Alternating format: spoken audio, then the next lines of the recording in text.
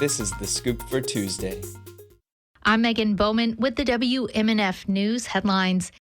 For the first time, the Supreme Court has ruled former presidents have immunity from criminal prosecution for official acts. The decision Monday extended the delay against former President Donald Trump's charges that he planned to overturn his election loss on January 6th.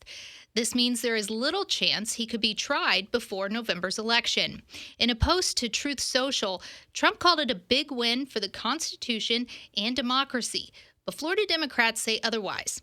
Democratic State Senator Chevron Jones wants this to be a call to action. People need to go out and vote, and people need to see the writing on the wall of what's happening in this country. And if we're not careful, democracy as we know it be damned. In a vote of 6-3, Chief John Roberts accused the more liberal justices of fear-mongering. But Justice Sonia Sotomayor said the High Court is allowing a president to become a king above the law and added, quote, "With fear for our democracy, I dissent." President Joe Biden says the ruling grants presidents broad immunity from prosecution and would make Trump, quote, "more emboldened to do whatever he wants if he regains the White House." Meanwhile, in response to the High Court's ruling, Trump attorneys filed a motion in New York court yesterday to set aside his guilty verdict for the hush money criminal case. Attorneys are asking the court to delay sentencing and say the decision would allow them to introduce more evidence in the criminal case that would constitute as official presidential acts. A state panel worked through questions yesterday concerning costs related to Amendment 4, a ballot initiative seeking to enshrine abortion rights in Florida's Constitution. The panel will meet again on July 8th to try and agree on a financial impact statement, which would appear on the ballot with the amendment. Opponents say there could be costly litigation if it passes in November and want to roll those costs into the financial statement. But Michelle Morton, an American Civil Liberties Union of Florida attorney who represented supporters of the amendment, says potential lawsuit costs should not be included. A financial impact statement was approved in November, but that was before the Florida Supreme Court issued a ruling in April allowing a 6-week abortion limit to take effect. More than 150 state laws went into effect on Monday, covering everything from labor regulations to political advertising. As WMNF's Tyler Oldano tells us, a few laws that center around education could bring some major changes to Florida classrooms.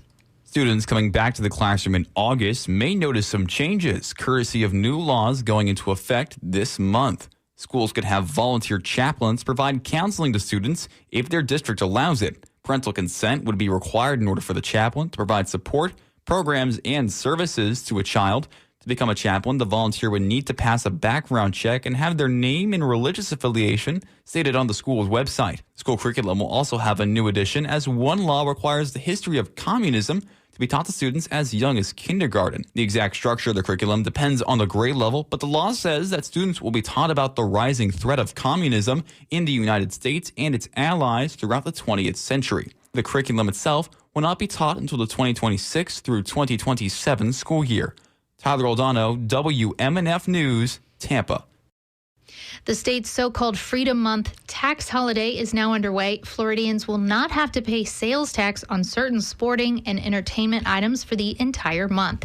Governor Ron DeSantis says the relief is on a wide range of items meant to help people go out this summer. Fishing items, boating items, camping supplies, other outdoor recreational equipment, tickets to museums and concerts and everything under the sun. So we want people to be able to enjoy the summer and the month of July. For a full list of items, go to floridarevenue.com. The tax relief will end on July 31st. I'm Megan Bowman with the WMNF News headlines. This is The Scoop, recorded at WMNF Tampa.